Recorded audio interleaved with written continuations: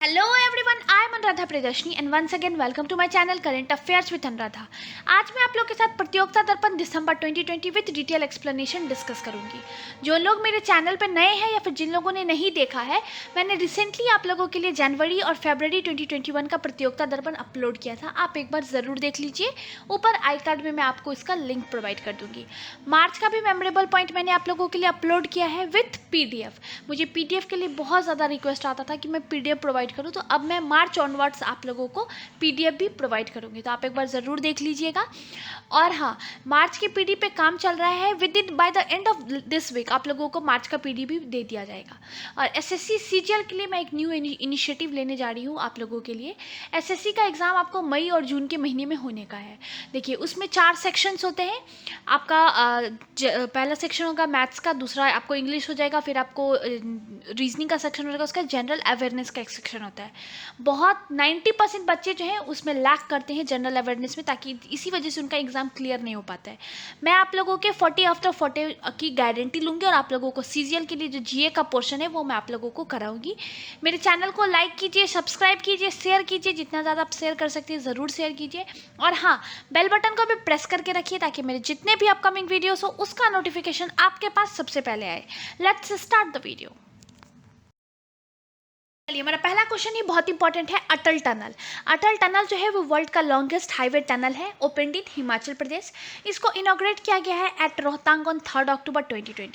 World का longest tunnel है। इसकी अगर आप लेंथ देखेंगे तो 9.02 किलोमीटर्स है और ये एक हाईवे टनल है built by border road organisation. ये जो टनल है वो आपको कनेक्ट करता है मनाली टू लाहौल स्पीति वैली को कनेक्ट करता है। देखिए, ये जो मनाली टू लेह का जो ये एरिया था, ये ऑल वेदर रोड यहाँ पे नहीं था। यहाँ पे 6 मंथ मतलब नवंबर से अप्रैल तक जब स्नोफॉल होता था तो ये कनेक्टिविटी बहुत ज़्यादा ख़राब हो जाती थी।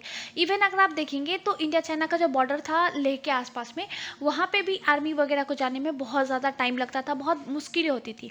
लेकिन इस टनल के आने से मनाली और लेह का जो डिस्टेंस है वो 46 किलोमीटर रिड्यूस हो गया है। अब अगर आपको मनाली टू लेह जाना है तो आपको ओनली 4 to 5 आवर्स की जो जर्नी है वो इतना हो जाएगा। ठीक है। अगर आप इस टनल के बारे में मैं आपको बताऊं तो इस टनल को जो अटल बिहारी वाजपेयी जी थे, उन्हीं के टाइम पे इसको स्टार्ट किया गया था। उन्हीं के टाइम पे डिसीजन लिया गया था कि ये जो टनल है वो बनाया जाएगा ताकि मनाली टू लेह का जो ये कनेक्टिविटी है वो काफ़ी अच्छा हो जाए। लेकिन 2019 में इसको दोबारा मोदी गवर्नमेंट के टाइम पे स्टार्ट किया गया था और अटल बिहारी वाजपेयी जी जो हमारे फॉर्मर PM थे, उनको श्रद्धांजलि देने के लिए ही इसका नाम अटल टनल रखा गया था। चलिए, हमारा नेक्स्ट क्वेश्चन है, who lead the Indian delegation in 19th India Myanmar foreign office consultation held through virtual mode. ये जो मीटिंग थी वो 1 अक्टूबर 2020 को हेल्ड हुआ था। इसको इंडिया की तरफ से रिप्रेजेंट किया था हर्षवर्धन सिंगला जी ने, हमारे फॉरेन सेक्रेटरी हैं हर्षवर्धन सिंगला जी, उन्होंने इंडिया को रिप्रेजेंट किया था। अगर इस कंसल्टेशन में देखेंगे तो both side reviewed the entire government of relation including border cooperation and ongoing restorations work on earthquake damage pagodas in बागान।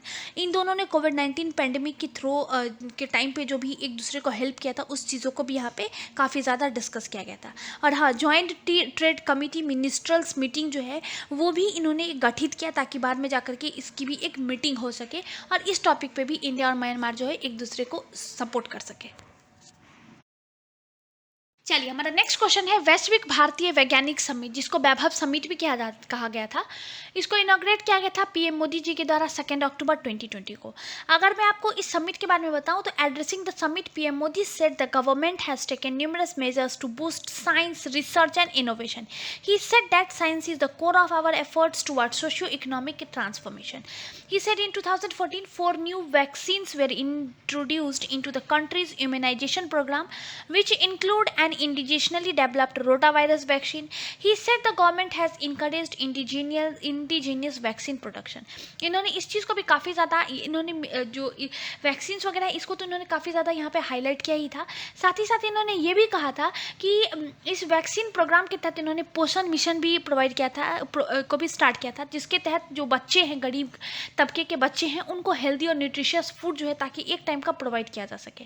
इसमें एक और चीज़ बहुत ज़्यादा जो है हाईलाइट किया गया था वो कि government has launched an ambitious mission to eradicate TB in India by 2025, जो कि वर्ल्ड का जो अगर आप ग्लोबल टारगेट देखेंगे WHO के द्वारा जो ये टीबी को इरेडिकेट टीबी का जो टारगेट दिया गया है वो आपको 2030 तक का है, लेकिन इंडियन गवर्नमेंट ने ये टारगेट किया है कि 2025 तक ही आते आते जो टीबी है उसको इंडिया से पूरी तरीके से हटा दिया जाए। टीबी की जो प्रॉब्लम है, ये जो टीबी की जो बीमारी बहुत ज़्यादा आपको सुनने में आती है वो इंडिया से हट जाए। तो 5 साल पहले का टारगेट इंडियन गवर्नमेंट ने लिया है।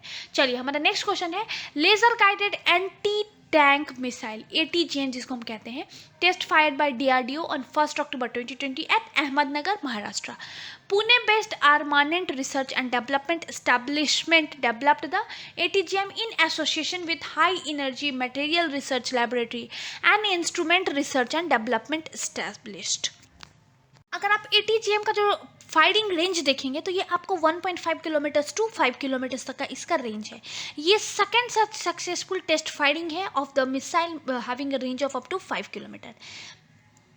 ATGM had been developed with a capacity to launch from multiple platforms and was currently undergoing technical evaluation trial from 120 mm rifled gun of MBD Arjun। चलिए हमारा नेक्स्ट क्वेश्चन है, recently India has signed pact to boost cooperation in 5G and artificial intelligence with which country. तो India ने ये pact जो है वो Japan के साथ रिसेंटली साइन किया है। इन दोनों साइड ने फाइनलाइज किया है the text of cyber security agreement that promote corporation in 5G and internet of things and artificial intelligence apart from security and resilience in the area of critical information infrastructure. चलिए हमारा next question है, who is the president of Taiwan. Taiwan की president है Sai Ing Wen. अभी ये बहुत ज़्यादा news में था क्योंकि ताइवान का जो नेशनल डे है वो हर एक साल 10 अक्टूबर को सेलिब्रेट किया जाता है। और वहाँ के प्रेसिडेंट जो, क्योंकि देखिए इंडिया की तरफ से कोई ऑफिशियल स्टेटमेंट या फिर कोई ऑफिशियल इनको कॉन्ग्रेचुलेट या फिर ये कहें कि ऑफिशियल इंडिया की तरफ से कोई भी गुड विशेस नहीं दिया गया था, लेकिन इंडियन गवर्नमेंट की तरफ से ऐसा कोई भी गुड विशेस नहीं दिया गया था। लेकिन इंडिया के बहुत सारे लोगों ने जो ताइवान का जो नेशनल डे था उस पर इन लोगों ने इनको बहुत सारे विशेस वगैरह भेजे थे। तो वहाँ के PM जो थे, वहाँ के जो प्रेसिडेंट थी साई इंग वेन, इन्होंने ट्वीट करके बहुत ज़्यादा थैंक्स बोला था जिन लोगों ने इनको भेजा था। इस वजह से ये बहुत ज़्यादा न्यूज़ में था। चलिए हमारा नेक्स्ट न्यूज़ है, who is the chairman of high council for national reconciliation in Afghanistan. देखिए ये इसलिए न्यूज़ में था क्योंकि अफगानिस्तान के जो हाई काउंसिल फॉर नेशनल रिकॉन्सिक्लेशन जो है अब्दुल्ला, उन्होंने रिसेंटली इंडिया विजिट किया था ऑन 6 अक्टूबर 2020।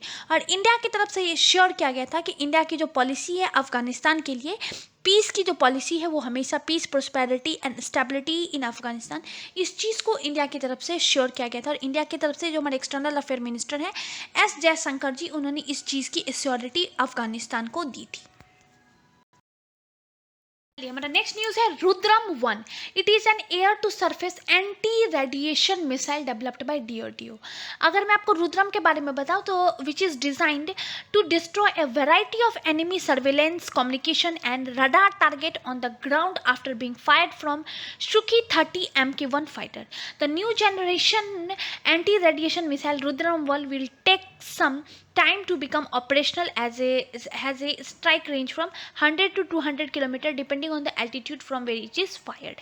देखिए अगर आप इसकी स्पीड देखेंगे तो साउंड की स्पीड जो है उसके दुगनी इसकी स्पीड है। इसकी स्पीड जो है वो 0.6 मैच से 2 तक इसके साउंड की स्पीड से डबल है।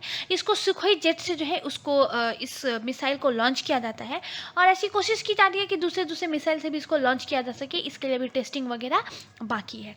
अगर मैं आपको इसके बारे में बताऊँ तो इसको उड़ीसा का जो लॉन्गर व्हीलर आइलैंड है वहाँ से 9 अक्टूबर 2020 को टेस्ट किया गया था।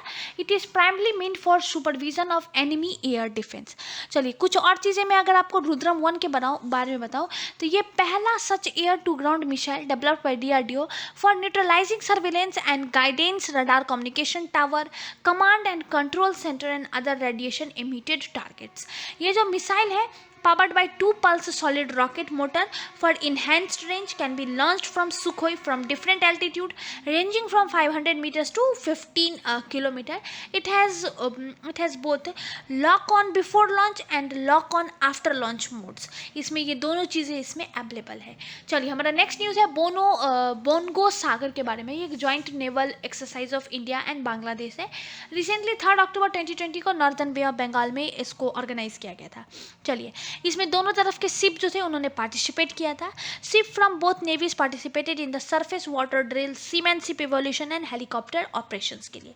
इंडियन नेवी की तरफ से देखेंगे तो किटन, खुकड़ी, और बांग्लादेश नेवी की तरफ से देखेंगे तो अबू बकर और पोटरी, ऐसे कुछ शिप्स थे जिन्होंने इसमें पार्टिसिपेट किया था.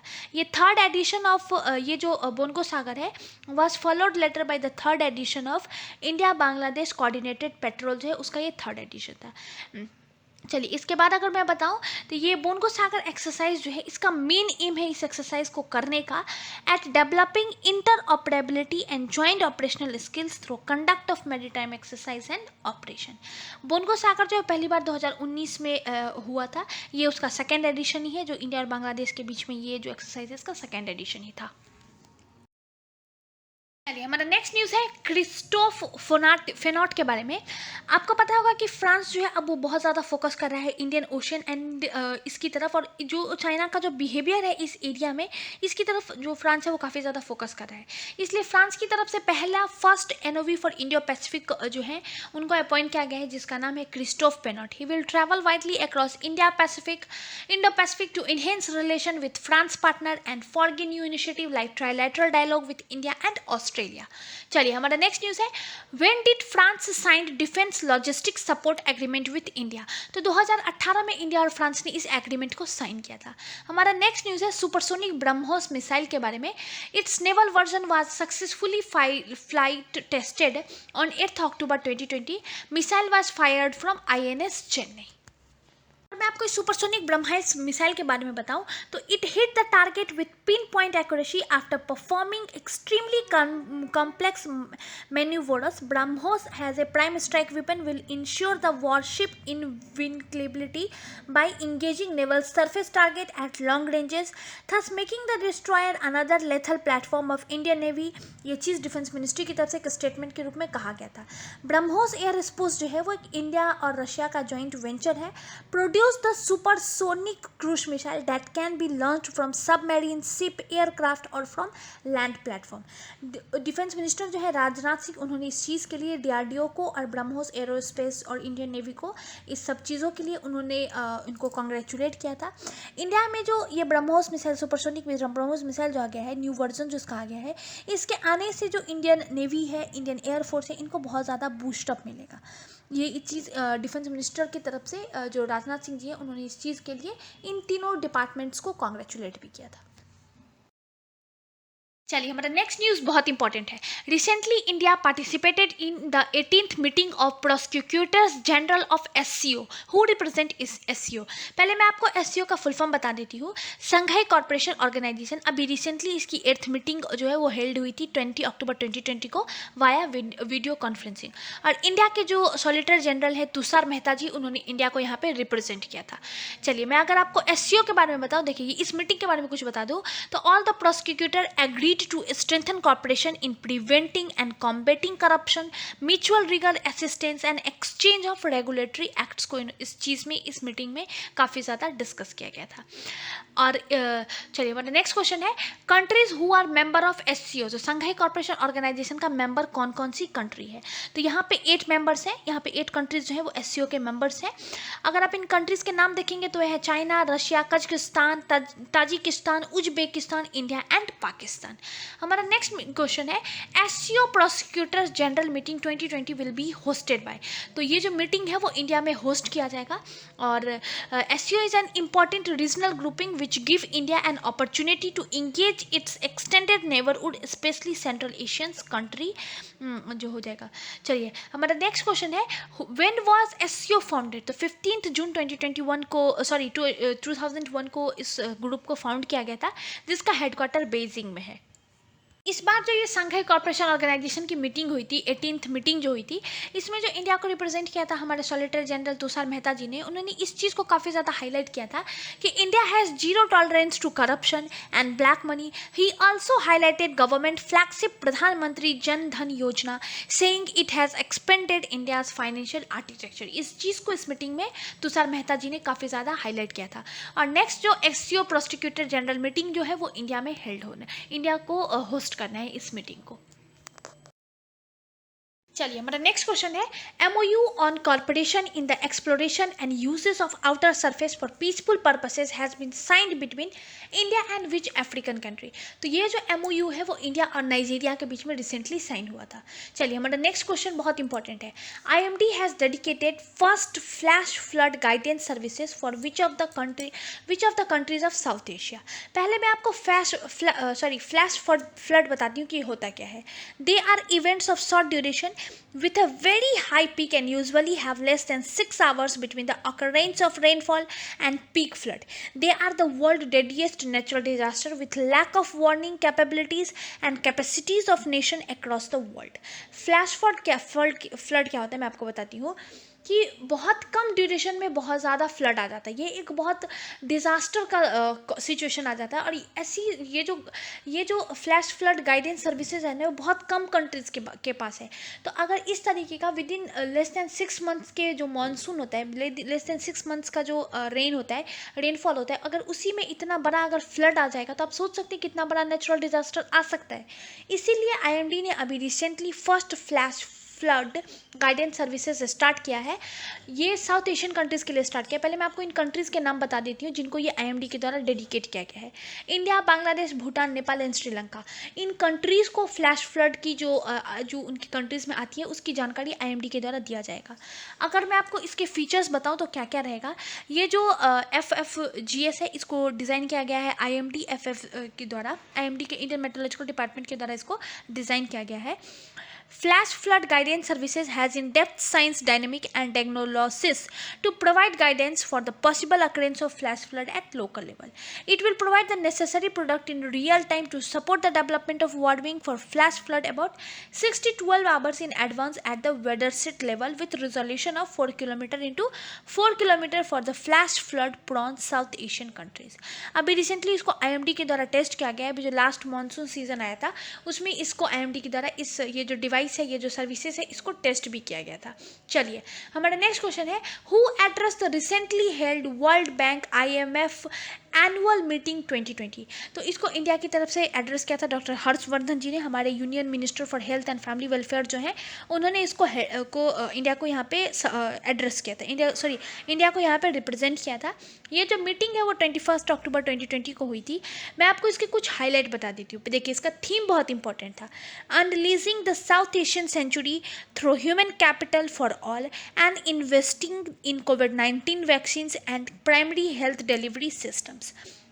India has been following a pre-emptive, proactive and graded response characteristics by the whole of society, whole of government approach के तहत इसको इंडिया की तरफ से इस तरीके का इनिशिएटिव लिया जा रहा है।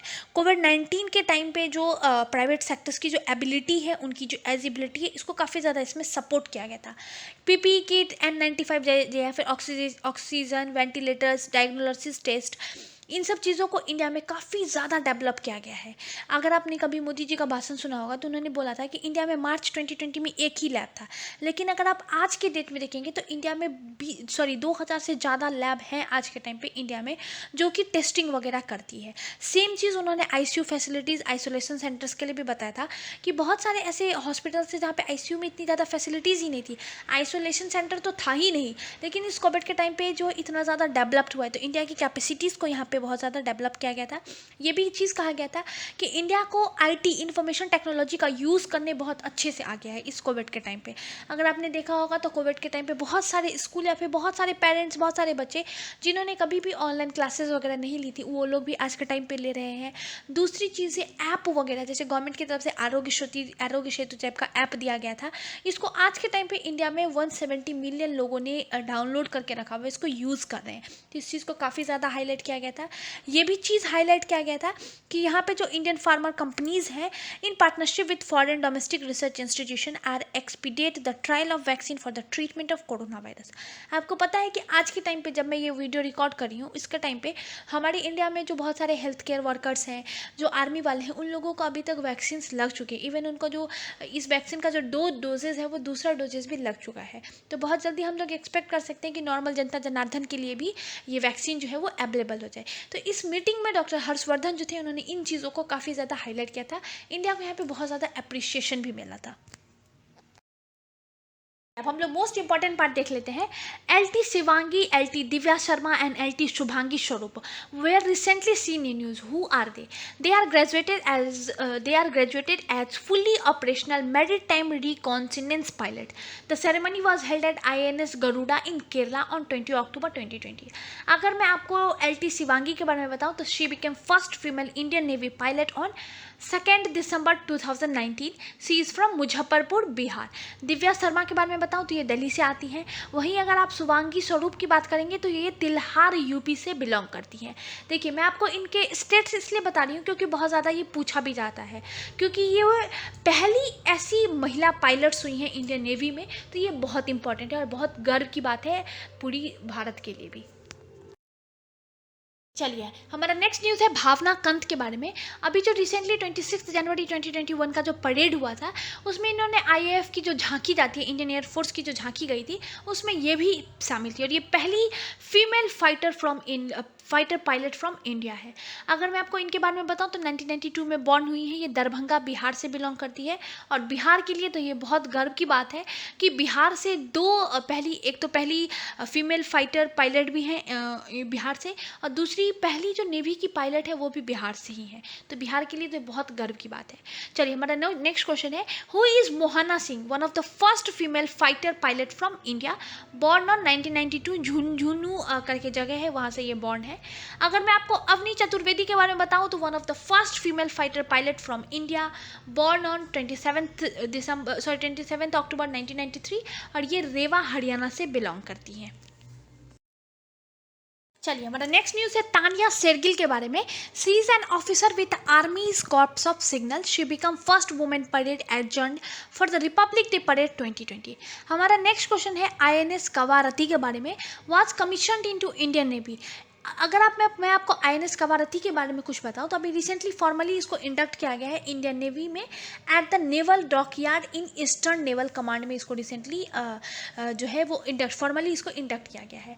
This ship is regarded as one of the most potent ASW anti-submarine warfare shield Kavarati to have been constructed in India. इसके अलावा 3 और शिप ऐसे हैं जो इंडिया में ही रिसेंटली ऐसे एंटी सबमरीन वॉरफेयर शिल्ड हैं जो कि इंडिया में ही रिसेंटली बिल्ड किए गए थे. इसका नाम जो है वो लक्षद्वीप ग्रुप ऑफ आइलैंड्स का जो कैपिटल है कवारती, उसके नाम पे रखा गया है. ये एक गेम चेंजर है in the eastern ship board. अगर मैं आपको इसका कुछ और चीज़ें बताऊं तो इसको बिल्ड किया गया है GRSE कोलकाता, जो garden research shipbuilders and engineers जो हैं उनके द्वारा इसको, ये जो कंपनी है कोलकाता बेस्ड, इसके द्वारा इसको बिल्ड किया गया है. It is an anti submarine warfare shield Kavaratti. It is last of the 4 indigenously build anti submarine warfare shield Kavaratti under project 28. ये जो शिप है इसको मैनेज किया जाएगा by a team of 12 officers and 134 sailors with commander Sandeep Singh as first commanding officer. It will be the part of eastern fleet under eastern naval command. चलिए, अगर मैं आपको आईएनएस कवारती के बारे में कुछ और चीज़ें बताऊं तो इसका डिज़ाइन जो है वो डायरेक्टोरेट ऑफ नेवल डिज़ाइन के द्वारा तैयार किया गया था. It will be the part of eastern fleet under eastern naval command. देखिए, इसके बाद आईएनएस कवारती के बारे में एक और चीज़ बता देती हूँ कि ये जो है वो last of 4 indigenously build ASW shield corvette under project 28 है. तो इसके अलावा जो 3 ASW शिल्ड कॉर्वेटे थे और वो कौन कौन से हैं तो इनके नाम है INS Kamorta, INS Kadmatt and INS Kiltan. और चौथा था INS कवारती, जो भी रिसेंटली ईस्टर्न नेवल कमांड जो है उसमें इसको इंक्लूड किया गया और इसके कमांडिंग ऑफिसर रहेंगे संदीप सिंह. चलिए, हमारा नेक्स्ट क्वेश्चन है NISA recently in news is. तो NISA का जो फुल फॉर्म है वो है NASA ISRO synthetic aperture radar satellite, जो कि अभी 2022 में ये लॉन्च होने वाला है. इस वजह से बहुत ज़्यादा न्यूज़ में था. देखिए, आपने आईएनएस कवारती में प्रोजेक्ट 28 का बहुत ज़्यादा नाम सुना है. अब मैं आपको बताती हूँ कि है क्या. What is project 28? तो project 28 is a project under which 4 anti submarine warship have to be developed indigenously in India by garden research shipbuilders and engineers, जो एक कोलकाता बेस्ड कंपनी है. उसके द्वारा जो 4 एंटी सबमरीन वॉरशिप बिल्ड किया जाएगा, इसका नाम रखा गया था प्रोजेक्ट 28. चलिए, हमारा नेक्स्ट क्वेश्चन है which organization conducted final trial of third generation anti tank guided missile जिसका नाम था नाग। तो DRDO at Pokhran firing range on 22 October 2020 इस मिसाइल को रिसेंटली इंडक्ट किया गया था इंडियन आर्मी में, और अभी रिसेंटली इसका ट्रायल जो था नाग का वो यहाँ पे कंडक्ट किया गया था। इसके बाद का हमारा क्वेश्चन है what are Milan 2T and Konkur ATGM? These are second generation anti-tank guided missile used by Indian Army at present. अगर मैं आपको anti tank missile guided missile जो है नाग उसके बारे में कुछ चीज़ें बताऊं तो देखिए, अभी रिसेंटली नाग मिसाइल जो है उसको फायर किया गया था फ्रॉम नाग मिसाइल कैरियर जिसको NAMICA कहा जाता है, उससे भी रिसेंटली इसको फायर किया गया था। The missile is fitted with an indigenous imagine infrared seeker and avenues which are proposed only by a few nations in the world. Missile जो है can be fired from both land and air based platform. This has a range of 4 to 7 kilometers. ये जो third generation anti tank ATGM missile था, anti tank guided missile था, and is capable of engaging enemy tanks during day and night. और इसके अलावा जो दो anti tank guided missile थे उनके नाम है मिलन 2T एंड कॉनकूर ATGM। बहुत इंपॉर्टेंट है ये question exam point of view से। चलिए, हमारा नेक्स्ट क्वेश्चन है where was the third India USA 2+2 ministerial dialogue held? तो ये न्यू दिल्ली में ऑर्गेनाइज किया गया था 27 अक्टूबर 2020 को। अगर मैं आपको इसके कुछ मेजर हाइलाइट्स बताऊं, देखिए सबसे पहले तो ये जान लीजिए कि थर्ड इंडिया USA में 2+2 मिनिस्ट्रल डायलॉग था। इससे पहले जो है 2018 में फर्स्ट एडिशन इसका हुआ था, वो दिल्ली में ऑर्गेनाइज किया गया था। वहीं अगर आप 2019 की बात करेंगे तो वॉशिंगटन DC में ये India USA 2+2 ministerial dialogue organise किया गया था, और इस साल भी न्यू दिल्ली में ऑर्गेनाइज किया गया था। हालांकि इसमें इंडिया को रिप्रेजेंट किया था हमारे जो डिफेंस मिनिस्टर है राजनाथ सिंह जी, और हमारे external affair minister SS Jaishankar ji ने इंडिया को रिप्रेजेंट किया था। वहीं अगर आप US साइड की बात करेंगे तो वहाँ पे secretary of the state Michael Pompeo, जिसको माइक पोम्पो के नाम से जाना जाता है, उन्होंने, and secretary of defence mark Thomas Esper ने USA को रिप्रेजेंट किया था। यहाँ पे बहुत सारी बातों पर डिस्कशन हुई थी, लेकिन मैं आपके साथ कुछ मेजर जो हाइलाइट्स थे वो डिस्कस कर लेती हूँ। इसमें कुछ मेजर हाइलाइट्स अगर आप देखेंगे तो वो ये था basic exchange and corporation agreement यहाँ पे साइन किया गया था। ये जो एग्रीमेंट्स है फॉर जियो स्पेशियल इंटेलिजेंस, जिसको जियोनेट कहा गया है, information with United state for sharing of high and military technology, classified satellite data and critical information के लिए ये जो basic exchange and corporation agreement है वो साइन किया गया था इन दोनों कंट्रीज के बीच में। It should be noted that India and USA signed GSO-MIA in 2020 and LEMOA in 2016 and COMCASA in 2018। ये कुछ एग्रीमेंट्स भी हैं जो इंडिया और USA ने साथ में मिलकर के साइन किया हुआ है। यहाँ पे एक MOU साइन हुआ था technical corporation in earth observation and earth science के लिए, एक जो एग्रीमेंट है इन दोनों इंडिया और USA के बीच में साइन किया गया था। अगर इसके बाद अगर मैं आपको कुछ हाइलाइट्स बताती हूँ, इसके अलावा इंडिया और USA के बीच में कुछ और भी एग्रीमेंट साइन हुए थे, जिसमें से एक बहुत इंपॉर्टेंट है global centre for nuclear energy. ये एक एग्रीमेंट था जो कि इन दोनों कंट्रीज के बीच में साइन किया गया था।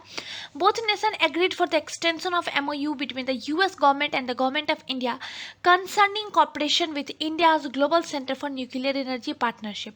ये जो global centre for nuclear energy partnership है, ये एक रिसर्च एंड डेवलपमेंट इंस्टीट्यूट है, हरियाणा में है, under the aegis of department of atomic energy. India and US share robust cooperation in the area of defense, space and nuclear energy. चलिए, इसके बाद अगर आप कुछ मेजर एग्रीमेंट्स देखेंगे तो वो है agreement to extend duration of global centre for nuclear energy was signed, MOU on electronic energy of custom data related to postal shipment was signed, LOI जिसका अगर आप फुल फॉर्म देखेंगे तो letter of intent regarding corporation in traditional Indian medicine भी यहाँ पे sign किया गया था। Both the countries also vowed to depend corporation in jointly combating COVID-19। ये कुछ मेजर हाईलाइट्स थी इस अगर आप इस ये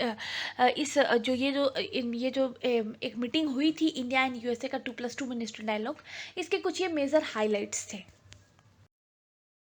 चलिए हमारा नेक्स्ट क्वेश्चन है, recently quad foreign ministers meeting was held in which city. पहले मैं आपको क्वाड के बारे में कुछ बता देती हूँ, जिसका फुल फॉर्म है क्वाड्रिलेटरल सिक्योरिटी डायलॉग, जिसको जीएसडी के नाम से भी पहले जाना जाता था, अब इसको क्वाड के नाम से जाना जाता है। Is an informal strategic forum between the United states, Japan, Australia and India that is maintained by semi regular summits, information exchanges and military drills between the member countries. इस फोरम को start जो है 2007 में जो Japan के former PM हैं Shinzo Abe जी, उनके द्वारा स्टार्ट किया गया था with the support of top leaders of the US, Australia and India. The diplomatic and the military arrangement was widely viewed as a response to increase China's economic and military power। अभी recently quad के foreign ministers meeting हुई थी, ये Tokyo में organise किया गया था। यहाँ पे कुछ मेजर हाइलाइट्स भी, यहाँ पे कुछ मेजर बातों पर डिस्कशन भी हुई थी इन कंट्रीज के फॉरेन मिनिस्टर्स के बीच में। चलिए हमारा नेक्स्ट क्वेश्चन है, विच neighbouring country has introduced death penalty for rape on 12 October 2020। तो अभी रिसेंटली बांग्लादेश ने डेथ पेनल्टी जो है फॉर रेप को इंट्रोड्यूस किया है ऑन 12 अक्टूबर 2020 को। चलिए हमारा नेक्स्ट क्वेश्चन है, country that has joined IMF as 119th member. तो अभी रिसेंटली यूरोप का जो एंडोरा है उसने इंटरनेशनल मॉनेटरी फंड को अभी रिसेंटली 16 अक्टूबर 2020 को फॉर्मली ज्वाइन कर लिया है, becoming the crisis lenders 119th member state as the tourism and trade dependent principally struggle with the coronavirus pandemic। अगर आप एंडोरा का देखेंगे तो एक tiny independent principality situated between the France and Spain in the Pyrenees mountain. It is known for its ski resorts and tax haven status that encourage duty free shoppings. Its capital is Andorra la Vella. चलिए हमारा next question है, name the only 2 countries that are in FATF black list. पहले मैं आपको FATF के बारे में कुछ बता देती हूँ, जिसका फुल फॉर्म है the financial action task force. अगर आप देखेंगे तो आज के टाइम पे ओनली 2 ऐसी कंट्रीज हैं जो FATF की ब्लैक लिस्ट में इंक्लूडेड हैं, और इन 2 कंट्रीज के नाम है नॉर्थ कोरिया एंड ईरान। चलिए हमारा नेक्स्ट क्वेश्चन है, FATF on money laundering was formed in the year. ये जो FATF है फॉर मनी लॉन्ड्रिंग, ये 1989 में फॉर्म किया गया था। अगर मैं आपको FATF के बारे में कुछ और बात बताऊं तो यहाँ पे करंटली 39 मेंबर्स हैं, including 2 regional organisation, and these 2 organisation are the European commission and the Gulf corporation council. अभी देखिए बहुत टाइम से FATF बहुत न्यूज़ में भी रहा है, क्योंकि 2018 से पाकिस्तान ये कोशिश कर रही है कि पाकिस्तान FATF के ग्रे लिस्ट में आ जाए। हालांकि अभी तक कोई डिसीजन नहीं आया है, FATF के जो कमेटी है उसका कोई डिसीजन नहीं आया है, लेकिन बार बार पाकिस्तान जो है ये कोशिश में लगा हुआ है कि वो FATF के ग्रे लिस्ट में आ जाए। चलिए हमारा नेक्स्ट क्वेश्चन है, state that has become first Har Ghar Jal state in India with 100% tap water connection. तो गोवा जो है वो पहला कंट्री का ऐसा राज्य बना है जहाँ पे 100% टैप वाटर कनेक्शंस जो है वो प्रोवाइड कर दिया गया है। अगर आप देखेंगे तो गोवा में आज के टाइम पे 100% financial house hold tap connection rural areas में प्रोवाइड किया गया है। ये कंट्री के हर एक स्टेट के रूरल एरियाज़ में ये प्रोवाइड किया गया है। अगर आप इसका एम देखेंगे बेसिकली इसका, तो ensuring piped water to all rural household by 2024 is the chief aim of Union government's Jal Jeevan mission. Goa had set example for other state by ensuring tap water to all households. चलिए हमारा next question भी बहुत important है, foundation stone for the first ever multi modal logistic park in Assam was laid on. तो 20 अक्टूबर 2020 को हमारे जो union road transport and highway minister हैं नितिन गडकरी जी, उनके द्वारा इसका आधारशिला, इसका फाउंडेशन दिया गया था असम में। ये पार्क जो है वो एक ग्रोथ इंजन की तरह काम करेगा असम के इकोनॉमिक डेवलपमेंट में। अगर आप इस पार्क के लिए देखेंगे तो उसके फर्स्ट फेज में 694 करोड़ रुपीज़ का ये प्रोजेक्ट जो है वो तैयार किया जा रहा है। 317 एकड़ लैंड में एक्सपेक्ट किया जा रहा है कि दिसंबर 2020 में इसका काम जो है वो बिगिन हो गया है, और इसका डेडलाइन है 2023 तक का। ये जो मल्टी लॉजिस्टिक पार्क है ये national highway and infrastructure development corporation limited के द्वारा बनाया जाएगा इस पार्क को। चलिए मैं आपको इसके बारे में एक और चीज़ बता देती हूँ कि ये जो मल्टी मॉडल लॉजिस्टिक पार्क होगा will provide direct connectivity to air, road, railway and waterways to the people of Assam and other parts of the north east. अगर मैं आपको इसके बेनिफिट्स बताऊँ, इस इस मल्टी मॉडल लॉजिस्टिक पार्क के आने से क्या क्या बेनिफिट होगा। अगर आप असम में देखेंगे तो यहाँ की इकोनॉमी में तो काफ़ी ज़्यादा इसका योगदान रहेगा। अगर आप ओवरऑल पूरा इंडिया में देखेंगे तो लॉजिस्टिक सेक्टर काफ़ी ज़्यादा स्ट्रांग होगा, इससे एम्प्लॉयमेंट भी आएगा और एक्सपेक्ट किया जा रहा है कि 20 लाख लोगों को इस मल्टी मॉडल लॉजिस्टिक पार्क से एम्प्लॉयमेंट मिलेगा। इकोनॉमी को भी एक बहुत अच्छा सपोर्ट मिलेगा। दूसरा, सामान की आवाजाही जो है वो भी काफ़ी ज़्यादा आसान हो जाएगी। वेयर हाउस का खर्चा बच जाएगा, गाड़ियों से होने वाला पॉल्यूशन जो है वो भी काफ़ी ज़्यादा बच जाएगा। तो इसके बहुत सारे बेनिफिट है। इस पार्क के आने से असम में बहुत ज़्यादा बेनिफिट मिलेगा। इवन अगर आप कनेक्टिविटी की बात करेंगे तो पूरे नॉर्थ ईस्ट में जो है इससे कनेक्टिविटी भी काफ़ी ज़्यादा स्ट्रांग हो जाएगी। चलिए, हमारा नेक्स्ट क्वेश्चन है, India first fully virtual home school has been inaugurated in. ये जो स्कूल है वो देहरादून में इनॉग्रेट किया गया है। इस कोविड के टाइम पे इस तरीके के स्कूल का बहुत ज़्यादा इंपॉर्टेंस हो जाता है।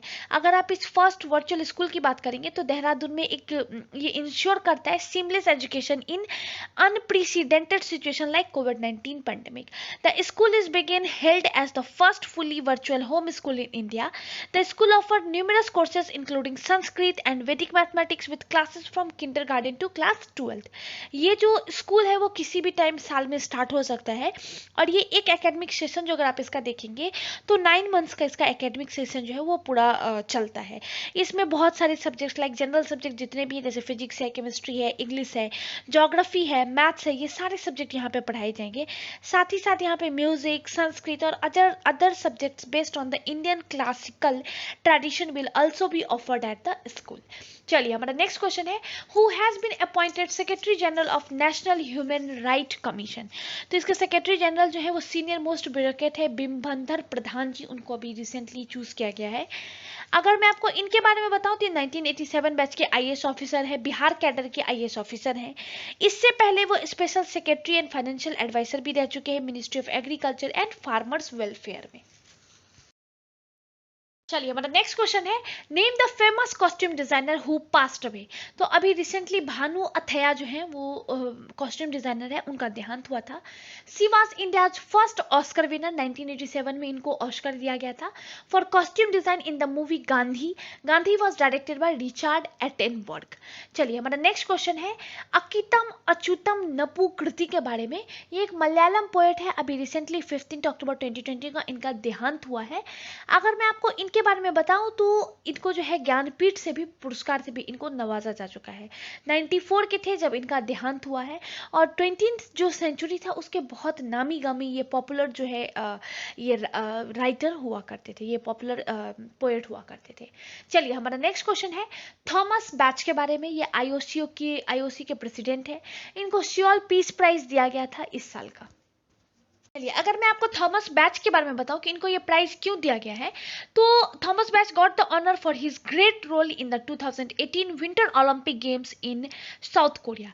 The Seoul peace prize foundation chairman जो थे योम जोई हो, उन्होंने जो थॉमस बैच थे उनकी इस काम को काफ़ी ज़्यादा प्रमोट किया है। उन्होंने बोला है कि ये इनका जो काम है for promoting friendship and harmony around the world, इस चीज़ को प्रेस करने के लिए इनको सियोल पीस प्राइज से इस बार नवाजा गया था। अगर मैं आपको सियोल पीस प्राइज के बारे में बताऊं तो सियोल पीस प्राइज जो है इसके साथ में आपको 2 लाख यूएस डॉलर जो है प्राइज अमाउंट दिया जाता है। साथ ही साथ आपको बहुत सारे मेडल्स वगैरह भी दिए जाते हैं। लेकिन थॉमस बैच को जो ये प्राइज अमाउंट दिया गया इसको इन्होंने डोनेट कर दिया, इसको इन्होंने ओलंपिक रेफ्यूजी फाउंडेशन को दिया। साथ ही साथ 3 और सोशल चैरिटीज के लिए जो फाउंडेशन काम करती थी उसमें ये जो प्राइज अमाउंट था 2 लाख यूएस डॉलर का, उसको डिस्ट्रीब्यूट कर दिया। चलिए, मैं आपको एक और चीज बता देती हूँ कि थॉमस बैच जो थे इनको जिस बार सियोल पीस प्राइज दिया गया है ये 15th एडिशन था सियोल पीस प्राइज का। चलिए, हमारा नेक्स्ट क्वेश्चन भी बहुत इंपॉर्टेंट है। According to a study published in Lancet, India will overtook Japan as third largest economy by which year. तो इस स्टडी के हिसाब से ऐसा माना जा रहा है कि इंडिया जो है वो वर्ल्ड की थर्ड लार्जेस्ट इकोनॉमी बन जाएगी बाय 2050। 2017 में जब ये स्टडी पब्लिश हो रहा था, जब स्टडी हो रही थी, उस टाइम पे ऐसा कहा जा रहा था कि इंडिया जो है वो वर्ल्ड की 7th लार्जेस्ट इकोनॉमी है आज के टाइम पे। और ऐसा फोरकास्ट किया जाता है कि 2030 तक इंडिया जो है वो वर्ल्ड की 4th लार्जेस्ट इकोनॉमी बन जाएगी behind USA, China and Japan. And by 2050 it will be on to the third spot and retain it till 2100। मतलब 2100 ईस्वी तक इंडिया जो है वो वर्ल्ड की थर्ड लार्जेस्ट इकोनॉमी बन करके रहेगी। चलिए हमारा नेक्स्ट क्वेश्चन है, कासारकोड और Padubidri beaches were recently seen in news where they are located. पहले मैं आपको ये चीज बताऊं कि ये न्यूज में क्या था। अगर आपने पढ़ा है तो ब्लू फ्लैग सर्टिफिकेट होता है, ये अभी तक इंडिया के 8 बीचेस को दिया गया है। अगर मैं आपको इसके बारे में बताऊं तो ये एक इंटरनेशनल इको लेवल टैग है which is one of the world most recognised award for clean, safe and environment friendly beaches, marinas and sustainable boating tourism operation के लिए दिया जा रहा है।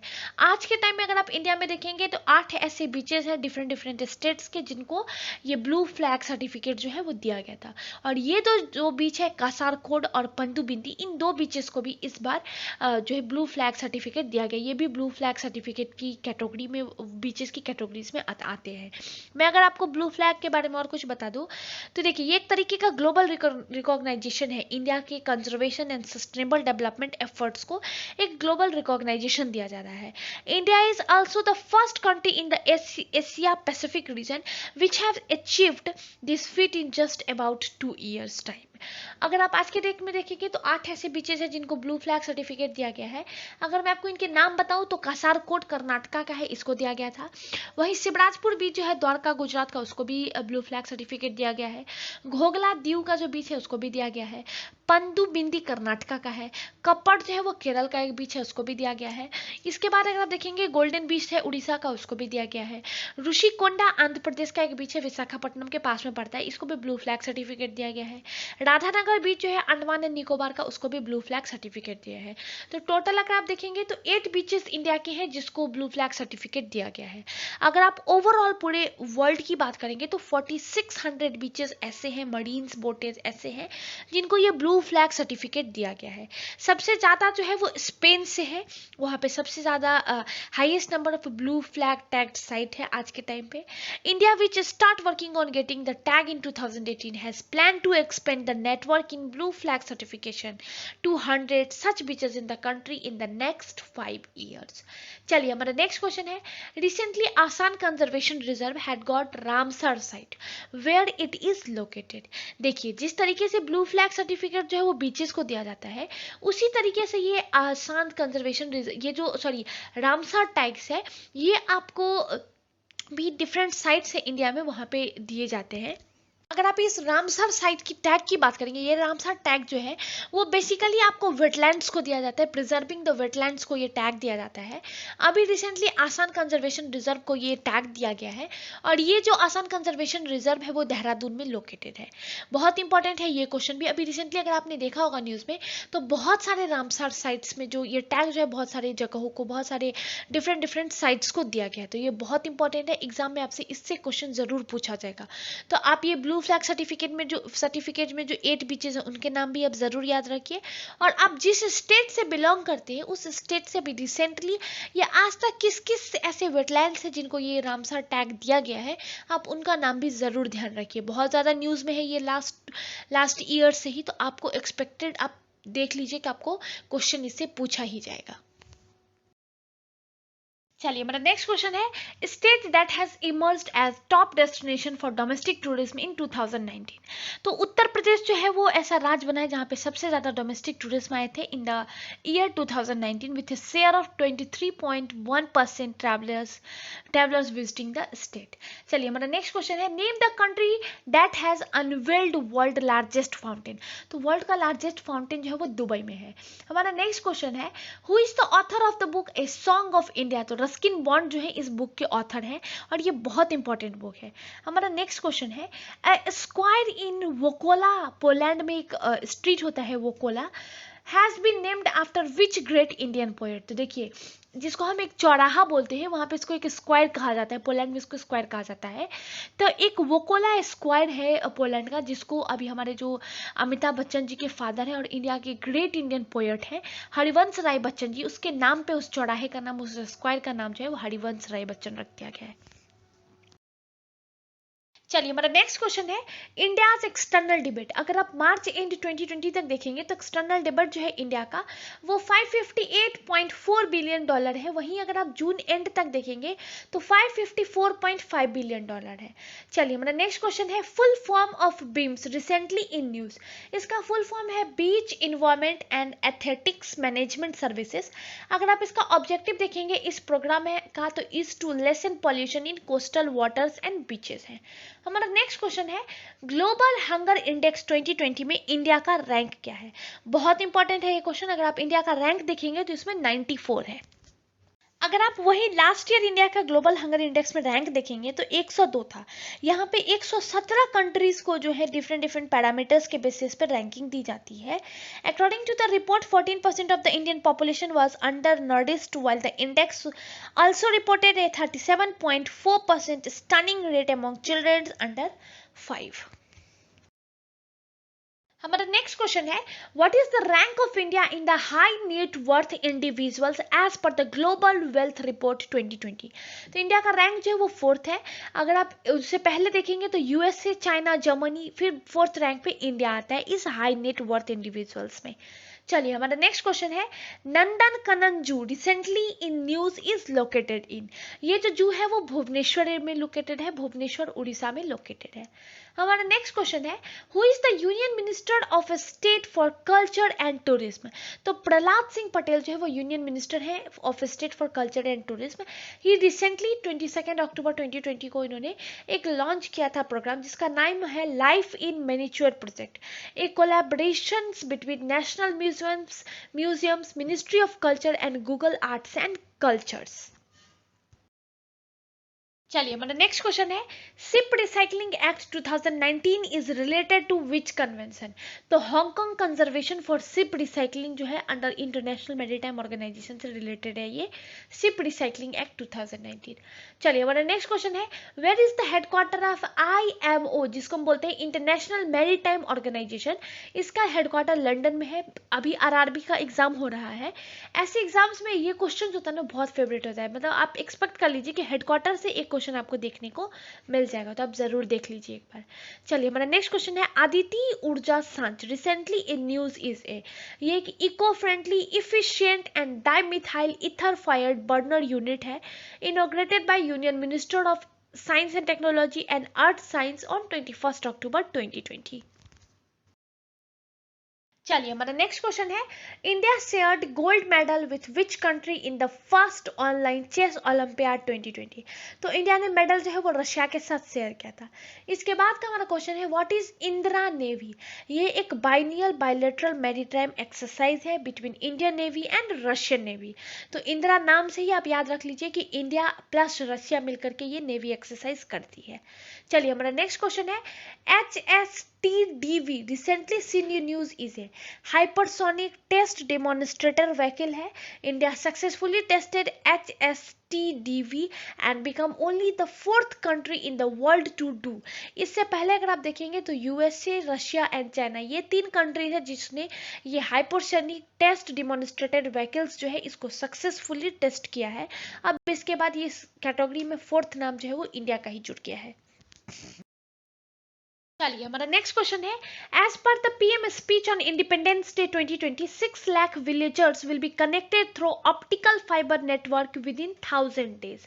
ये जो ऑप्टिकल फाइबर नेटवर्क की बात हुई थी वहां पे इसमें कहा गया था कि विद इन 1000 डेज 1000 दिन के अंदर 6 लाख विलेजर्स जो है इसको ऑप्टिकल फाइबर नेटवर्क के से कनेक्टिविटी कर दी जाएगी। चलिए हमारा नेक्स्ट क्वेश्चन बहुत इंपॉर्टेंट है PM Modi inaugurated Atal tunnel on 3 October 2020। It is located in Himachal Pradesh. और ये जो टनल है वो आपको लेह से जो मनाली को जो है लेह से अच्छे से कनेक्ट करेगा। अगर आप आज के टाइम में देखेंगे तो वहाँ पे जो ऑल वेदर रोड की कनेक्टिविटी है वो नहीं था। वहाँ पे जो 6 महीने थे नवंबर से अप्रैल तक वो प्रॉपर स्नो की वजह से कनेक्टिविटी कट हो जाता था। इवन आर्मीज को भी अगर आप देखेंगे उस बॉर्डर पे चाइना बॉर्डर पे जाने में बहुत ज़्यादा परेशानी हो जाती थी। बट इस टनल के आने से बहुत ज़्यादा सुविधा हो जाएगा। ये जो डिस्टेंस है वो 4 से 5 घंटे तक कम हो जाएगा। 46 किलोमीटर का जो डिस्टेंस है वो कम हो जाएगा। इवन ऑल वेदर जो कनेक्टिविटी रोड जो है वो ऑल वेदर कनेक्टिविटी मिल जाएगी। और जो लेह को लद्दाख से जो कनेक्ट करने का मनाली को जो लेह से कनेक्ट करने के लिए ये टनल जो है वो बहुत इंपॉर्टेंट है, हिमाचल प्रदेश में ये टनल है। चलिए हमारा नेक्स्ट क्वेश्चन है, Griha Pravesham event in which state was addressed by PM Modi on 12 September 2020। ये जो गृह प्रवेश इवेंट है वो मध्य प्रदेश का है और पीएम मोदी ने इसको वर्चुअली जो है इस इवेंट को अटेंड किया था। अगर मैं आपको इस गृह प्रवेश इवेंट के बारे में बताऊं तो इसके तहत 1.75 लाख फैमिलीज को मध्य प्रदेश में वेयर डिलीवर्ड पक्का हाउसेज अंडर द प्रधानमंत्री आवास योजना। इसके तहत जो है वो 1.75 लाख फैमिलीज को घर जो है वो प्रदान किया गया है। देखिए आपको ध्यान होगा कि प्रधानमंत्री आवास योजना के तहत हालांकि घर जो है 125 दिन में तैयार होता था, लेकिन इस कोविड के टाइम पे ये घर जो है 45 से 60 दिन के अंदर ये घर जो है वो तैयार कर दिया जाएगा। और ये गृह प्रवेश इवेंट जो है वो मध्य प्रदेश गवर्नमेंट का है। चलिए हमारा नेक्स्ट क्वेश्चन है, BEAMS is a programme of ministry of environment forest and climate change. बहुत इंपॉर्टेंट है क्योंकि बहुत सारे स्कीम्स ऐसे होते हैं ना जिसको आप पढ़ के या फिर एक बार उसको पढ़ के आप ये नहीं याद रख सकते हैं कि किस मिनिस्ट्री के द्वारा ये लॉन्च किया गया। और ये क्वेश्चन जो है पीसीएस जैसे एग्जाम का फेवरेट होता है। इवन अभी अभी आरआरबी एनटीपीसी का एग्जाम चल रहा है, एसएससी का एग्जाम होने वाला है, इन सब एग्जाम्स का भी ये फेवरेट क्वेश्चन होता है, तो आप जरूर ध्यान रखिए। चलिए हमारा नेक्स्ट क्वेश्चन है, रिसेंटली कामधेनु दीपावली अभियान हैज बीन लॉन्च्ड बाय। ये जो अभियान है वो राष्ट्रीय कामधेनु आयोग के द्वारा लॉन्च किया गया है।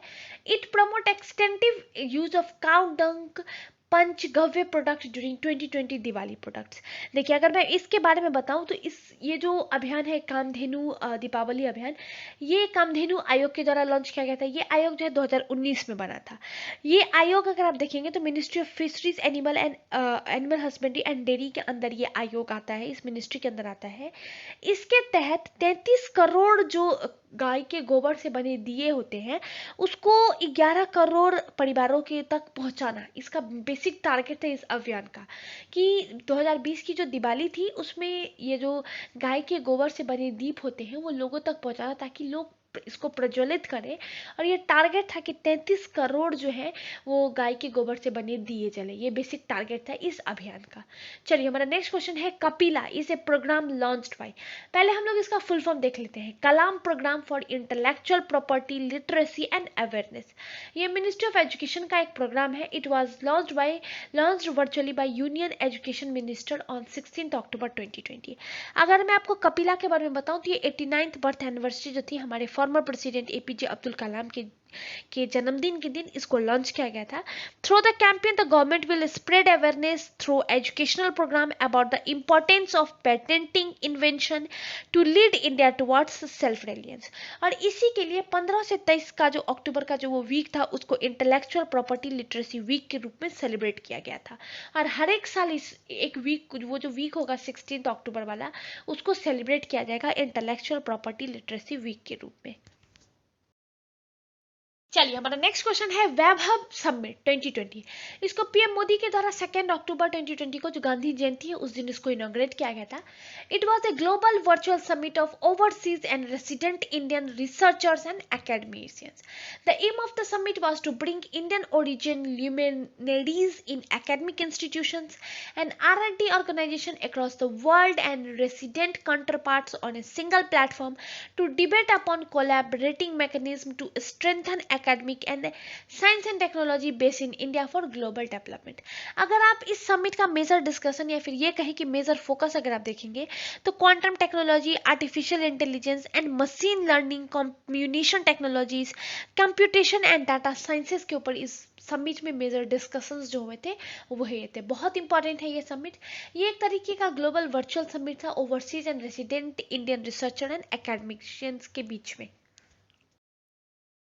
चलिए हमारा नेक्स्ट क्वेश्चन है, पीएम जनधन योजना was launched in the year. ये तो योजना है वो 15 अगस्त 2014 को लॉन्च किया गया था। और इसके तहत क्या था कि जितने भी लोग हैं इंडिया में, जितनी भी यहाँ की पॉपुलेशन है उनको बैंक अकाउंट हो सके। और आपको पता है कि जनधन एक बहुत बड़ा वर्ल्ड रिकॉर्ड बनाया था कि इसके तहत इंडिया में बहुत ज़्यादा ही अकाउंट खुले थे इस जनधन योजना के तहत। इसके तहत जितने गरीब से गरीब लोग हैं वो लोग या स्टूडेंट कहें सब लोगों के पास एक बैंक अकाउंट होगा ताकि इंडिया का जो ये जो लेन देन है वो मतलब एक ट्रांसपेरेंट हो सके, एक बैंक माध्यम से हो सके, इसके लिए ये योजना जो है वो प्रधानमंत्री के द्वारा पहली बार जब उन्होंने अपना 15 अगस्त के दिन अपना भाषण दिया था उसमें इस स्कीम को लॉन्च किया गया था। चलिए हमारा नेक्स्ट क्वेश्चन है, PM released a commemorative coin of RS dash in honour of late Shrimati Vijay Rajesh Scindia on 12 October 2020। तो विजय राजेश सिंधिया जो है वो ग्वालियर की राजमाता के नाम से जानी जाती है और वहाँ की राजमाता थी। उनके याद में, उनको ऑनर में RS 100 का जो कॉइन है वो पीएम मोदी जी के द्वारा रिलीज किया गया था। चलिए हमारा नेक्स्ट क्वेश्चन है, stars is a new centrally sponsored scheme under department of science education and literacy, ministry of education के अंदर ये प्रोग्राम है। इसके तहत क्या था, ये अगर आप टोटल फंडिंग देखेंगे तो 5,178 करोड़ रुपीस की प्रॉपर टोटल जो फंडिंग है इस स्कीम के तहत हुई थी। इसमें वर्ल्ड बैंक अगर आप देखेंगे तो $500 मिलियन जो है वो वर्ल्ड बैंक के द्वारा दिया गया था और इसमें बेसिकली 6 स्टेट ऐसे थे जिनमें को पहले टारगेट किया गया था, जिनमें ये जो स्कीम है उसको पहले लॉन्च किया जा सके। इन 6 स्टेट्स के नाम है हिमाचल प्रदेश, राजस्थान, महाराष्ट्र, मध्य प्रदेश, केरला एंड उड़ीसा। चलिए हमारा नेक्स्ट क्वेश्चन है, PM on 15 October 2020 released a commemorative coin of dash denomination to mark the 75th anniversary of FAO, Food and Agriculture Organization, an organ of the United Nation। तो 75 रुपए का coin जो है वो जो 75th एनिवर्सरी थी FAO की, food and agriculture organisation का, उसके याद में ये कॉइन जो है पीएम मोदी के द्वारा रिलीज किया गया था। वहीं अगर आप RS 100 का देखेंगे तो ग्वालियर की जो राजमाता थी सिंधिया जी, उनकी याद में उसको लॉन्च किया गया था। चलिए हमारा नेक्स्ट क्वेश्चन है, Swamitva scheme central government project है that primary aimed at demarcating abadi areas. It has been launched in 6 state, Himachal Pradesh, Uttar Pradesh, Madhya Pradesh, Maharashtra and Karnataka and Uttarakhand. Every owner of the property will given a property card by the central government, piloted by the Panchayati Raj Ministry, launched on Panchayati Raj Divas 24th अप्रैल 2020।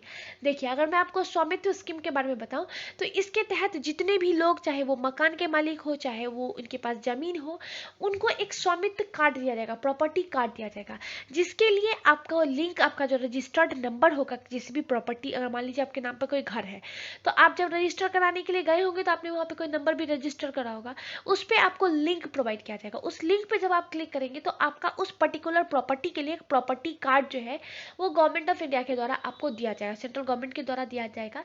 ये scheme जो है वो पंचायती राज ministry के द्वारा launch किया गया था। पंचायती राज दिवस हम सेलिब्रेट करते हैं हर एक साल 24 अप्रैल को, और इस साल भी 24 अप्रैल 2020 को सेलिब्रेट किया गया था और उसी दिन इस स्कीम को लॉन्च किया गया था। बहुत इंपॉर्टेंट है ये स्कीम। चलिए हमारा नेक्स्ट क्वेश्चन है, name the countries that are parties to the Abraham accord. अगर आप देखेंगे इसमें कंट्रीज के नाम तो वो है इजराइल, यूएई एंड बहरीन। ये पूरे अरब देशों में व्यापक शांति स्थापना के लिए एक नींव के रूप में काम करेगा। चलिए हमारा नेक्स्ट क्वेश्चन है, INS Kavaratti was inducted into the Indian navy at the Visakhapatnam naval dockyard on 23 अक्टूबर 2020 को। INS कवारती जो है वो प्रोजेक्ट 28 के तहत इंडियन नेवी के जो ईस्टर्न नेवल डॉकयार्ड है वहां पे इसको इंडक्ट किया गया था। चलिए हमारा नेक्स्ट क्वेश्चन है, CAROTAR 2020 came into force on 21st September 2020. These aim to protect domestic industry from misuse of free trade agreement. ये एक तरीके का custom administration of rule of the origin under trade agreement के तहत एक तरीके का एग्रीमेंट है, जो कि बेसिकली अगर आप देखेंगे तो ये जो डोमेस्टिक इंडस्ट्रीज हैं उनको मिसयूज ऑफ फ्री ट्रेड से प्रोटेक्ट करने के लिए इस तरीके का जो एक्ट है उसको फोर्स में लाया गया है। चलिए हमारा नेक्स्ट क्वेश्चन है, employees state insurance scheme has been extended for first time to which north eastern state. तो ये मेघालय जो है वो भी अब ESIC स्कीम के तहत इसको भी इंक्लूड कर दिया गया है, और ये नॉर्थ ईस्ट का पहला स्टेट है जहाँ पे जितने भी एम्प्लॉयज रहेंगे, चाहे वो सेंट्रल गवर्नमेंट के रहे चाहे फिर वो स्टेट गवर्नमेंट के हैं, वो इस स्कीम के तहत के अंदर आ जाएंगे। चलिए हमारा नेक्स्ट क्वेश्चन है, threshold limit of wages under employees state insurance scheme is. देखिए पहले जो ये लिमिट था वो 15,000 पर मंथ का था, लेकिन अब इसको बढ़ा करके 21,000 पर मंथ ESIC स्कीम के तहत कर दिया गया है। चलिए हमारा नेक्स्ट क्वेश्चन है, name the language that have been added to the official language of UT of Jammu and Kashmir by enacting Jammu and Kashmir official language bill 2020। तो अगर आप आज के डेट में देखेंगे, ऑफिशियल लैंग्वेज जो है जम्मू एंड कश्मीर का वो है दोगड़ी, हिंदी एंड कश्मीरी। हमारा नेक्स्ट क्वेश्चन बहुत इंपॉर्टेंट है, आप इसको बहुत अच्छे से देख लीजिए। VULWK are in news during कोविड-19 pandemic, these are related to. देखिए हमारी इंडियन इकोनॉमी जो है वो अभी अगर आप आज के टाइम पे देखेंगे तो रिसेशन में गई थी, अब हम रिकवरी मोड पे आ गए हैं। अगर आप आज के टाइम में बात करेंगे तो हमारी इकोनॉमी जो है वो V शेप में रिकवर कर रही है। मतलब रिसेशन जो है यहाँ बहुत शॉर्ट टर्म के लिए आया, फिर हम रिकवर मोड पे आ गए हैं। तो ये एक तरीके का रिकवरी का शेप होता है, हर एक शेप का अपना अपना मतलब होता है। आप एक बार जरूर देख लीजिए, बहुत इंपॉर्टेंट है ये क्वेश्चन। चलिए हमारा नेक्स्ट क्वेश्चन है, labour bureau Shimla revised CPI industrial workers, the base year of CPI IW has been revised from 2001 से इसको 2016 जो CPI का जो बेस ईयर है उसको कर दिया गया है। चलिए हमारा नेक्स्ट क्वेश्चन है, pay letter facility has been offered by which online shopping platform. तो अब अमेजन और फ्लिपकार्ट ये दो ऑनलाइन शॉपिंग प्लेटफॉर्म है जहाँ पे लेटर की फैसिलिटीज जो है वो भी कस्टमर्स को प्रोवाइड की जाएगी। हमारा नेक्स्ट क्वेश्चन है, name the commercial bank that has topped ease 2.0 banking reform index. तो इस इंडेक्स में टॉप में जो है वो बैंक ऑफ बड़ौदा है। चलिए हमारा नेक्स्ट क्वेश्चन है, माचू पिच्चू के बारे में। ए 15th सेंचुरी इनका cattle recently in news is located in which south American country. तो ये जो है वो पेरू में है, बहुत अभी इस टाइम पे बहुत ज़्यादा न्यूज़ में था। हमारा नेक्स्ट क्वेश्चन है, राइट लाइवलीहुड अवार्ड 2020, जिसको नोबेल प्राइज़ के नाम से भी जाना जाता है, इसको नोबेल प्राइज़ भी कहा जाता है। और इस साल का अगर आप राइट लाइवलीहुड अवार्ड्स देखेंगे तो 4 लोगों को दिया गया था, और इनके नाम अगर मैं आपको बताऊं तो ये भी बहुत इंपॉर्टेंट है, इनके नाम आप ज़रूर याद रखिए, एग्जाम में आपसे पूछा जाता है। ये जो राइट लाइवलीहुड अवार्ड है ना, इसको स्टॉकहोम में नोबेल प्राइज के रूप में भी जाना जाता है। अगर आप इस साल का देखेंगे तो LS वर्डलीस्की जो है बेलारूस की, उनको दिया गया था। वहीं आप देखेंगे नसरीन सोटुडेही ईरान के हैं, उनको दिया गया था। ब्रायन स्टीवेंस को भी दिया गया था, ये USA के हैं। और अगर आप देखेंगे तो लोटी कनिगंगम निकारुआमा के हैं, वो उनको दिया गया था। इन 4 लोगों को राइट लाइवलीहुड अवार्ड 2020 दिया गया था, बहुत इंपॉर्टेंट है और आपसे पूछा जाएगा। इसके बाद का हमारा क्वेश्चन है, नोबेल प्राइज 2020। मैंने इस टॉपिक के ऊपर एक पर्टिकुलर वीडियो बनाया हुआ है जिसमें मैंने बहुत डिटेल में इसको डिस्कस किया हुआ है। मैं नीचे आपको इसका लिंक दे दूंगी, आप एक बार ज़रूर देख लीजिए। वहाँ पे मैंने नोबेल प्राइज़ क्या होता है, किस किस कैटेगरी के लिए क्या दिया जाता है, किस किस फील्ड के लिए दिया जाता है, किस किस इंस्टीट्यूशंस के द्वारा जाता है, और इस साल किन किन लोगों को किस किस पर्टिकुलर फील्ड के लिए दिया गया है, ये बहुत इंपॉर्टेंट था, मैंने इसमें डिस्कस किया है, आप एक बार ज़रूर देख लीजिए। हमारा दिसंबर के PD का लास्ट क्वेश्चन है, मिलिट्री एक्सरसाइजेज एंड कंट्रीज। अगर आप देखेंगे सूर्य किरण तो ये इंडिया और नेपाल के बीच में होता है। वहीं पे आप देखेंगे वज्र प्रहार तो इंडिया USA के बीच में होता है। मालाबार जो है इंडिया USA एंड जापान के बीच में होता है। मैत्री इंडिया और थाईलैंड के बीच में होता है। धर्म गार्जियन अगर आप देखेंगे तो इंडिया और जापान के बीच में होता है। 2018 से ये एक्सरसाइज जो है वो हो रहा है इन 2 कंट्रीज़ के बीच में। वहीं अगर आप शून्य मैत्री देखेंगे तो इंडिया और जापान के बीच में होता है। हालांकि बहुत सारे इंपॉर्टेंट मिलिट्री एक्सरसाइजेज हैं, और मैंने इसके ऊपर भी एक पर्टिकुलर वीडियो बनाया हुआ है कि ये जो एक्सरसाइजेज है कौन कौन सी कंट्रीज़ के बीच में होता है। क्योंकि देखिए आपको एग्जाम में ना एक्सपेक्ट कर लीजिए, चाहे आप कोई भी एग्जाम दीजिए, PCS लेवल से लेकर के बैंक, RRB, SSC, किसी भी एग्जाम में आपको इस पर्टिकुलर टॉपिक से एक क्वेश्चन देखने को मिल जाता है। तो मैंने इसके ऊपर एक पर्टिकुलर वीडियो बनाया हुआ है, आप एक बार ज़रूर देख लीजिए। मैं ऊपर आई कार्ड में आपको इसका भी लिंक प्रोवाइड कर दूंगी। इसी के साथ दिसंबर के PD के जितने भी इंपॉर्टेंट न्यूज़ थे वो मैंने आपके साथ डिस्कस किया। आपको किसी भी पॉइंट पे कुछ भी डाउट हो मुझे कमेंट सेक्शन में ज़रूर बताइएगा। जितने भी पेंडिंग थे PD वो मैंने आप लोगों के लिए कवर कर दिया। अब मैं आप लोगों के लिए मार्च 2021 का जो PD है एक न्यू वर्जन में लेकर के आऊँगी। बहुत अच्छे तरीके से मैं आप लोगों के साथ डिस्कस करूँगी ताकि एग्ज़ाम में उससे PD से आपका कुछ भी ना छूटे। मैं उसमें जितने भी आर्टिकल्स होते हैं जो मेंस पॉइंट ऑफ व्यू से भी बहुत इंपॉर्टेंट है वो भी मैं आप लोगों के साथ डिस्कस करूँगी। हाँ, मुझे करंट क्वेश्चनायर के लिए बहुत ज़्यादा रिक्वेस्ट आता है, मैं वो भी आप लोगों के साथ डिस्कस करूँगी। और बहुत जल्दी ही मैं आप लोगों के लिए सब्जेक्ट बाय सब्जेक्ट जो है वो भी मैं आप लोगों के लिए क्वेश्चन का सीरीज़ लेकर के आऊँगी। प्लीज़ मेरे चैनल को लाइक कीजिए, सब्सक्राइब कीजिए और शेयर कीजिए। जितना ज़्यादा आप शेयर कर सकते हैं आप शेयर कीजिए। और हाँ, बेल बटन को भी ज़रूर प्रेस करके रखिए ताकि मेरे जितने भी अपकमिंग वीडियोज़ होंगे उसका नोटिफिकेशन आपके पास सबसे पहले आएगा। इस कोविड के टाइम पे stay at home, stay safe. Thank you.